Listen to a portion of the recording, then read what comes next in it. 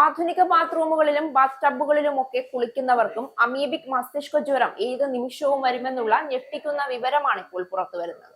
Amoebic മസ്തിഷ്ക ജ്വരം മൂലം ഈ വർഷം 16 പേർ മരിച്ചെങ്കിലും പ്രതിരോധത്തിനും പഠനത്തിനും ഫലപ്രദമായ ഏകോപനമില്ല എന്നാണ് ആരോഗ്യ വിദഗ്ധരുടെ വിലയിരുത്തൽ. 1971 മുതൽ രാജ്യത്ത് അമീബിക് മസ്തിഷ്ക ജ്വരം റിപ്പോർട്ട് ചെയ്തിട്ടുണ്ട്. ഇതുവരെയുള്ള കണക്കനുസരിച്ച് കേരളത്തിലാണ് ഏറ്റവും കൂടുതൽ കേസുകൾ. മലിനജലത്തിൽ കുളിക്കുന്നവർക്കാണ് രോഗം വരുന്നതെന്നാണ് ഇതുവരെ കരുതിയിരുന്നത്. പക്ഷേ കുളിമുറിയിൽ കുളിക്കുന്നവർക്കും രോഗം ബാധിക്കുന്നതിനാൽ വിശദമായ പഠനം വേണമെന്നാണ് ആരോഗ്യ വിദഗ്ധരുടെ നിർദ്ദേശം. തിരുവനന്തപുരം ജില്ലയിൽ മാത്രം 2 വർഷത്തിനിടെ 51 പേർക്കാണ് രോഗം ബാധിച്ചത്. ഇതിൽ 6 പേർ മരിച്ചു. സംസ്ഥാനത്തിന്റെ ഭൂരിഭാഗം പ്രദേശങ്ങളും ജലസമൃദ്ധമായതാണ് രോഗബാധിതർ കൂടാൻ കാരണമെന്നാണ് വിശദീകരണം. മരുന്ന് കൊടുത്ത് ചികിത്സിക്കുന്നതിലല്ല, രോഗപ്രതിരോധത്തിലാണ് വിജയിക്കേണ്ടത് എന്നാണ് വിദഗ്ധർ അഭിപ്രായപ്പെടുന്നത്. അമീബ ശരീരത്തിൽ എത്താതിരിക്കാൻ എന്തൊക്കെ ചെയ്യണമെന്ന വിശദ മാർഗനിർദ്ദേശം തയ്യാറാക്കണം.